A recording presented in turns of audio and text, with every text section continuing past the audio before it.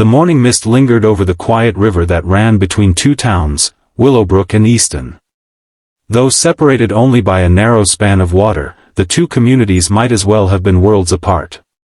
Years ago, a storm had washed away the old bridge that once connected them, and ever since, resentment and silence had filled the space where understanding used to live. People from Willowbrook blamed Easton for neglecting the bridge's maintenance, while Easton's residents accused Willowbrook of refusing to help rebuild it. What had once been a river of shared laughter and trade had turned into a boundary of bitterness. Every day, people would stand on either bank, staring across the divide as if looking into a mirror of everything they had lost. The only sound that crossed the water was the call of birds and the rush of the current. But not everyone accepted that silence. On the outskirts of Willowbrook lived a young carpenter named Evan Holt. He was known for his quiet strength and the wooden toys he crafted for the town's children. He had grown up hearing stories from his grandmother about the bridge, how she used to walk across it to sell her bread in Easton, how the river had once been a place of friendship and shared festivals. The bridge didn't just connect land, Evan, she used to say with a wistful smile. It connected hearts. Those words stayed with him long after she was gone. One crisp autumn morning, Evan stood by the river, watching as sunlight spilled over the rippling water. He thought about how the two towns had turned their backs on each other out of pride. It pained him that people who lived so close could live like strangers. He knew something had to change, but what could one man do when two whole towns refused to speak? As if in answer, a child's laughter echoed faintly across the river. On the opposite bank, a small girl with curly brown hair was trying to float a paper boat downstream. She waved when she saw Evan, her smile unguarded and pure. He found himself waving back. The boat tipped, caught a small whirl, and sank. Her shoulders slumped, and she sighed, watching the ripples spread. Evan felt something stir in him, a reminder that kindness often starts small, like a ripple on the water. That evening, he began to sketch in his notebook, lines and measurements taking shape under his calloused fingers. He knew what he had to do. The next day, he started gathering wood. At first, people in Willowbrook thought he was repairing his workshop. When he began hauling planks toward the riverbank, whispers started. "What's that fool up to now?" one man said at the general store. "Building a bridge?" By himself, another scoffed. Evan ignored them. Every morning he rose with the sun, hammering and sawing, laying down beams that stretched a little farther over the water each day. His hands blistered, his back ached, and still, he worked on. One afternoon, as he paused to wipe the sweat from his brow, he noticed the same little girl from Easton watching him again. This time, she wasn't alone. A few curious villagers stood behind her, their eyes filled with curiosity and disbelief. "He's really doing it," someone murmured. The girl cupped her hands around her mouth and shouted across the river, "Are you building a bridge?" Evan smiled and called back, trying to. "Why?" she asked, her voice innocent but sincere. He hesitated, then said simply, "Because someone has to start." For days afterward, she returned to watch. Sometimes she brought others, her mother, a few neighbors, even the town baker. Soon, people from both sides began coming to see the progress. What started as mockery turned into cautious fascination. One morning, Evan found a small bundle of nails and fresh rope lying on the bank, left anonymously from the eastern side. The next day, a farmer from Willowbrook offered to help carry planks. Then another man brought his tools. By the end of the week, there were a dozen hands working alongside him, some from Willowbrook, others who had quietly crossed the water on makeshift rafts from Easton. They didn't talk much at first. But over time, the sound of hammering and sawing was joined by laughter, by the shared rhythm of teamwork. It wasn't just what they were piecing together, it was trust. Of course, not everyone was pleased.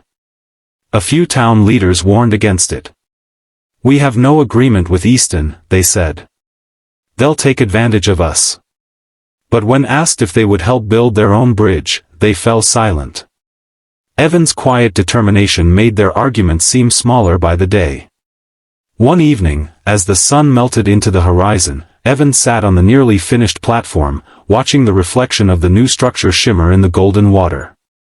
The little girl from Easton crossed over the half-built span, clutching something in her small hands. She handed him a paper boat, carefully folded and painted with bright colors. "For luck," she said shyly. Evan smiled, touched by the gesture. "What's your name?" "Lila," she replied, grinning. "When the bridge is done, can I be the first to walk across it?" "You already have," he said softly, looking at the planks beneath her feet. Word spread quickly through both towns. By the time the final board was laid, the whole riverbank was filled with people. Old men who had once refused to cross paths, mothers holding their children, traders with goods they hadn't been able to sell for years, all stood waiting for the moment that would change everything. Evan stood before them, holding the last nail in his trembling hand. He looked out over the river that had once divided them and raised his voice so all could hear. "This bridge isn't mine," he said. "It belongs to everyone who believed that kindness could be stronger than pride. It was built by hands from both sides. May it never fall again, not because of water or wood, but because of hearts." He struck the final nail into place, the sound ringing out like a promise. Then, stepping aside, he gestured for Lila to walk forward. The little girl took a breath and crossed the bridge, her paper boat clutched tightly in her hand. When she reached the middle, she looked down, smiled, and dropped it into the river. The boat floated smoothly this time, gliding under the bridge toward the open flow below. Cheers rose from both sides. People began to cross, hesitant at first, then eagerly, meeting halfway with smiles and tearful laughter. A farmer from Willowbrook shook hands with a baker from Easton. Two old friends who hadn't spoken in years embraced. Children ran back and forth, their laughter echoing across the water like music. By sunset, the bridge was alive, not just with people, but with stories being rewritten. In the days that followed, trade resumed. Farmers from Willowbrook brought their vegetables to Easton's market, Easton's potters sold their wares in Willowbrook Square. The bitterness that had lingered for years began to fade, replaced by gratitude. People no longer spoke of them and us. There was only we. As for Evan, he didn't seek credit. When reporters from nearby towns came to ask how he'd done it, he always gave the same answer: kindness builds stronger than wood. One winter evening, as snow began to fall, Evan returned to the bridge. It stood sturdy against the chill, its beams dusted white. Lila and her family were there, hanging small lanterns along the railing for a festival that had been revived for the first time in decades, a celebration of unity. She spotted Evan and ran to him. "Papa says they're naming the bridge after you," she said excitedly. He chuckled, shaking his head. "No, Lila. It doesn't need my name." "But you built it," she protested. "I started it," he said gently. "But it was built by kindness, by everyone who chose to believe again." Lila thought for a moment, then nodded. "Then we'll call it the Bridge of Kindness." Evan smiled. "That sounds perfect." The lanterns flickered to life one by one, casting soft light across the snow-dusted planks. People from both towns gathered, singing old songs that hadn't been heard in years. The reflection of the bridge shimmered on the frozen river below, glowing like a line of hope cutting through the cold. Years passed. The bridge endured storms, floods, and time itself.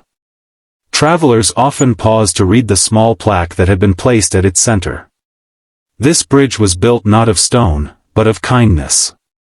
May every step across remind us what hearts can mend. And though Evan grew older, his steps slower, he still visited often. Sometimes he'd find Lila there, now grown, helping her own children toss paper boats into the water.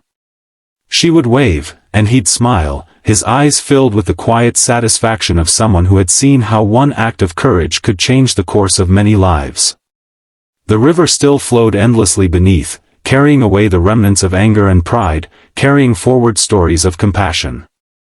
The bridge, standing tall and strong, became more than a crossing, it became a symbol, a reminder that where walls once stood, kindness could build something greater. And somewhere in the laughter of children, the echo of saws, and the whisper of the river, the message remained, clear and steady as the current itself, that a single act of kindness, when given freely, has the power to build bridges that never break.